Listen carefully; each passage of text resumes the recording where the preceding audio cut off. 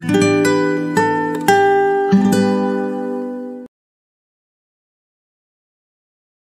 fajr walayalin ashr. Aku bersumpah demi waktu fajar.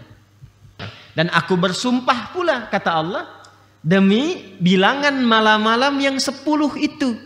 Fajar apa yang dimaksudkan di ayat itu? Karena ada juga fajar yang lain yang disebutkan terkait dengan penunaian waktu sholat. Dan itu istimewa. Kita lihat Quran surah ke-17 Al-Isra di ayat 78. Aqimis salata liduluki syamsi ila ghasaqil laili wa qur'anal fajr. Inna qur'anal fajri kana masyhuda. Di situ ada fajar juga. Ya. Nah, fajar yang dimaksudkan di surah Al-Isra itu fajar yang selalu kita dapati dalam setiap kesempatan subuh. Penanda waktu sholat 2 rakaat itu. Itu yang dimaksudkan. Tapi yang disumpah, yang di surah 89, yang pembukanya itu, maka yang menarik ada komentar ulama di sini. Ketika fajar itu lalu diteruskan dengan walayalin ashr. Dan aku bersumpah pula, kata Allah, demi bilangan malam-malam yang 10 itu. Maka ada kemudian malam masuk sampai ke 10 malam plus fajarnya. Fajar yang ke-10 itu. Jadi ada perjalanan waktu dari malam pertama, malam kedua, malam ketiga, sampai malam ke-10. Dan pas masuk fajarnya yang ke-10 itu pun istimewa. Jadi siangnya istimewa, malamnya istimewa, siangnya istimewa, malamnya istimewa, sampai ke malam ke-10-nya sangat istimewa, fajarnya beda dengan fajar biasa. Jelas? Ah, ini bagian pertama. An Ibnu Abbas radhiyallahu taala anhuma qala Rasulullah sallallahu alaihi wasallam. Satu kali Rasulullah sallallahu alaihi wasallam pernah bersabda. Perhatikan kalimatnya. Ma min ayyamin al-amalu salihu fihinna ahabbu ila Allahi min hadhil ayyamil ashri. Ayat Dzulhijjah. Dalam kurung nanti tafsir hadisnya Dzulhijjah. Ma min ayyamin, tidak akan ditemukan bilangan hari dalam perjalanan setahun. Al-amalu salihu fihinna, saat setiap amal soleh yang dikerjakan di hari-hari itu ahabbu ilallahi, maka naik statusnya menjadi dicintai oleh Allah Subhanahu wa taala. Jadi kalau kita beramal soleh di hari-hari ini, ya, di hari-hari ini, itu setiap amal soleh kita akan naik statusnya dicintai oleh Allah Subhanahu wa taala. Di amal lain belum tentu. Ramadan, ya, Anda sholat, Anda puasa. Puasa Anda benar, sholat Anda benar, Anda dapat pahala. Diberikan pahalanya berkali-kali lipat, tapi belum tentu amalannya langsung punya nilai dicintai oleh Allah Subhanahu wa taala. Jelas? Jadi masing-masing punya keutamaannya. Teruskan. Min hadhil ayyamil ashri. Tidak ada perjalanan hari dalam setahun itu dibandingkan dengan 10 hari pertama ayamin Dzulhijjah, yaitu di awal bulan Dzulhijjah. Saya ulang ya, di awal bulan Dzulhijjah. Jadi ya tuh, betul kan apa yang saya katakan, sampai kaget tuh. Wah, iya kan. Enggak apa-apa, Bu. Ya tenang aja. Ya, jadi yang dimaksudkan wal fajr walayalin wasyaf'i wal itu yang dimaksud adalah di antara tafsirnya 10 hari pertama di bulan Dzulhijjah. Saking pentingnya itu Allah Subhanahu wa taala sampai memberikan kesan istimewa dan menggunakan waw qasam di dalamnya untuk memberikan kesan kepada kita, jangan luput itu. Berikan perhatian serius karena hari-hari itu belum tentu ditemukan di hari-hari yang lainnya. Memahami sepenuhnya tentang keistimewaan 10 hari pertama Dzulhijjah itu, memahami sepenuhnya tentang keistimewaan 10 hari pertama Dzulhijjah itu yang mampu menghadirkan cinta Allah Subhanahu wa taala. Tahan sebentar. Sekarang kita belajar dulu tentang kaidah cinta Allah. Buka Quran surah ketiga Ali Imran ayat 31. Quran surah ketiga Ali Imran ayat 31. Jadi saya ingin ilustrasikan dulu melalui satu ayat tentang bagaimana kalau Allah sudah mencintai seorang hamba, apa yang didapatkan oleh hamba itu. Ada Quran surah ketiga Ali Imran ayat 31. Qul in kuntum tuhibbunallaha fattabi'uni. Tahan, teruskan. Yuhibbukumullahu wa yaghfir lakum dzunubakum. Ini yang ditandai. Yuhibbukumullahu wa yaghfir lakum dzunubakum. Perhatikan baik-baik. Yuhibbukumullahu. Allah mencintai kalian. Ya kan? Kalau kita baca dari awal ayat, qul in kuntum tuhibbunallaha fattabi'uni. Katakan Muhammad sallallahu alaihi wasallam, firaukan kepada seluruh hamba-hambaku, jika kalian serius mencintai Allah, maka buktikan cinta itu dengan mengikuti semua tuntunan dari Nabi Muhammad sallallahu alaihi wasallam. Jelas? Kalau itu bisa dilakukan, yuhibbukumullah. Jelas ya? Jadi ini jawab syaratnya nih. Syaratnya in kuntum tuhibbunallah, jawabnya fattabi'uni, jawab syaratnya. Setelah dari situ, apa yang didapatkan? Ini keterangannya. Ya, yuhibbukumullah, maka Allah akan balas mencintai hamba-hamba itu. Allah akan cintai kalian. Baik. Apa kebiasaan beliau itu ketika masuk kepada awal-awal bulan Dzulhijjah? Ini bukan langsung masuk tanggal 11, 12, 13. Dari sejak awal. Wa kana Ibnu Umar, adalah kebiasaan Ibnu Umar radhiyallahu taala anhuma wa Abu Hurairah radhiyallahu taala anhu, yakhrujani ila as-suqi fi ayyamil ashri. Tolong catat. Mereka bahkan sudah mulai keluar masuk pasar-pasar sejak mulai pertama Dzulhijjah, hari 1. Hari pertama sudah mulai keluar pasar-pasar. Apa yang dilakukan? Yukabbirani wa yukabbiran nas. Mereka mulai bertakbir dan mengisyaratkan, membimbing ya orang-orang yang ada di pasar itu supaya tahu itu awal untuk bertakbir. Tuh. Jadi takbir itu dimulainya, ya, disunnahkannya bukan sejak di masuk hari ke-10. Ini hari pertama perbanyak takbir. Sebab Allah memberikan cintanya itu bukan sejak hari ke-10. Sejak hari pertama cinta Allah sudah diturunkan. Maka cara mensyukurinya takbir kita. Allahu Akbar, Allahu Akbar, Allahu Akbar. Nah, yang punya rumah makan, kan? Yang punya di mal-mal, punya kios-kios, boleh sejak hari pertama tuh pasang takbirnya. Kalau capek ganti pakai kaset rekam. Allahu Akbar, Allahu Akbar, Allahu Akbar. Ya.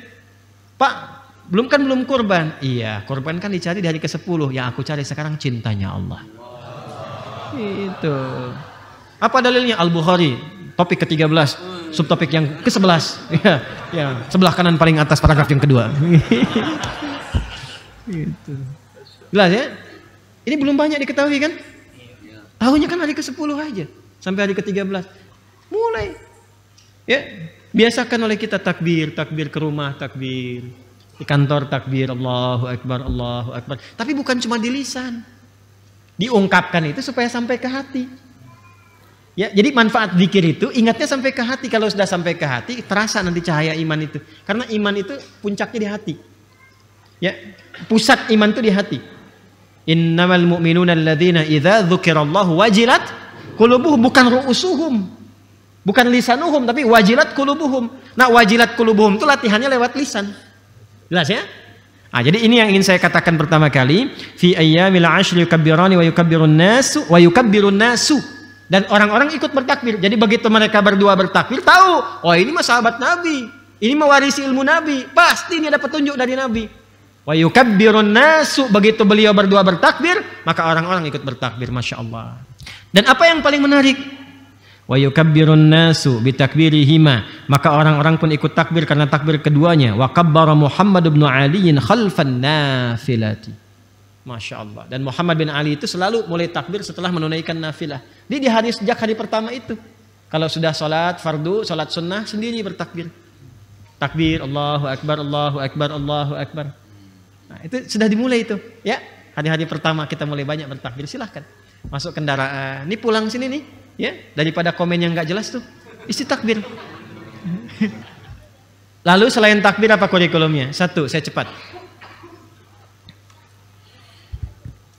Tingkatkan amalan fardu melalui peningkatan amalan sunnah.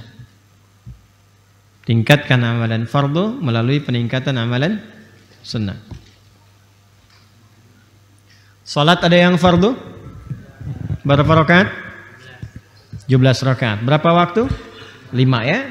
Nanti setelah salat fardu itu tingkatkan zikir yang tadi itu, takbirnya, tahlilnya, tahmidnya, ya. Yang subhanallah, alhamdulillah, Allahu akbar tambah dengan tahlil la ilaha illallah, ya. Tambah dengan la ilaha illallah. Jelas? Baik.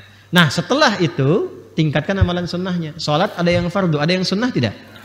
Mulai sekarang, seperti pernah kita tuliskan sebelum Ramadan, semua jenis sholat sunnah keluarkan sekarang.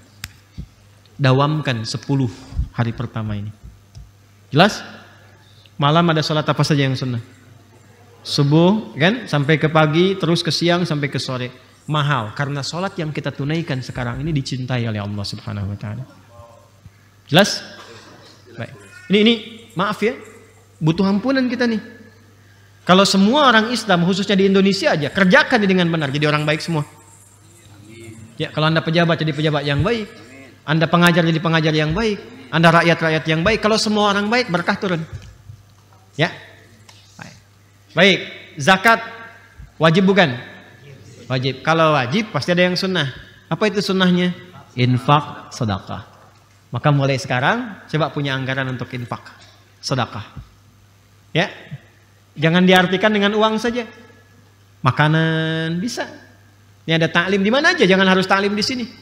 Ya. Taklim di tempat lain misalnya, Anda punya kelebihan, datang Anda. Bawa makanan dari rumah misalnya, bagi dengan yang di sampingnya.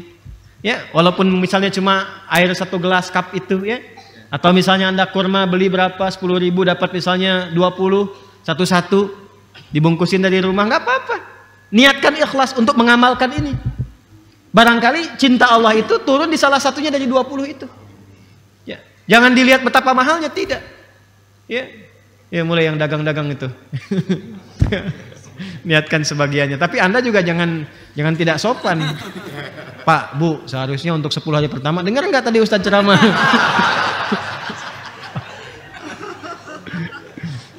Ya. Baik, ayo yang punya pakaian lebih, yang punya makanan, cari teman-teman dekat, tetangga, kerabat dan sebagainya, bagi. Niatkan untuk mencintai Allah Subhanahu Wa Taala hari ini. Jelas? Baik, 3, Quran. Hatam, usahakan hatam ya. Hari ke-10 tuh hatam tuh malamnya. Jadi tinggal bertakbir malamnya. 30 bagi 10 berapa? 3 juz. Per hari 3 juz. Bismillah. Ya, gampang kok itu. Ya insyaallah. Kalau mau dalam sepekan bisa. Bahkan 6 hari. Sehari 5 juz. Ya, cara paling gampang gini supaya nggak kerasa, bagi setiap waktu sholat. 5 juz dibagi waktu sholat, berarti sekali waktu sholat berapa? 7 juz. Kalau susah, bagi 2, sebelum sholat, setelah sholat. Jadi kalau kita ngajinya begitu, selesai. Insya Allah. Ya. Jadi kalau misalnya 1 juz itu 141 ayat di Al-Baqarah plus Al-Fatihah, dibagi 2 kan berapa? Sekitar 70-an kan? 70 teman-teman, kalau itu dibagi 70 ayat misalnya sebelum sholat, berapa banyak sih bacanya? Ya kan? Berapa lama bacanya? Ya, kalau 10 ayat itu kita butuh misalnya 2 menit, berarti cuma 14 menit, 15 menit investasinya.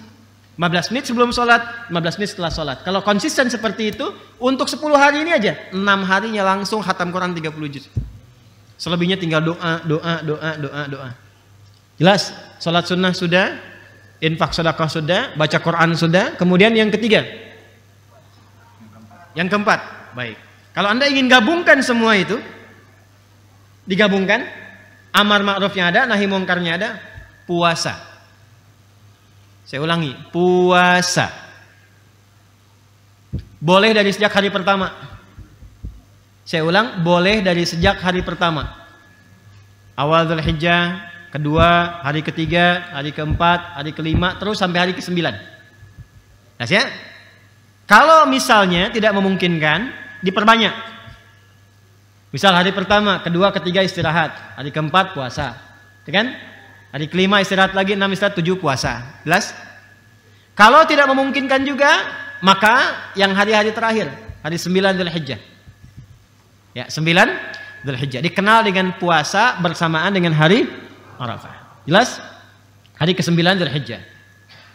Kalau ingin pengantarnya dari tarwiyah, dari 8 dia boleh. Ya, misalnya saya agak berat kalau dari hari 1, maka silahkan incar yang 8 dan 9. 1 sampai 7 kita penyesuaian dulu. Penyesuaian. Kalau mampu dilakukan, apa yang didapatkan? Siyamu yaumi Arafata. Ingat, yukaffiru sanatal madiyah wal baqiyah.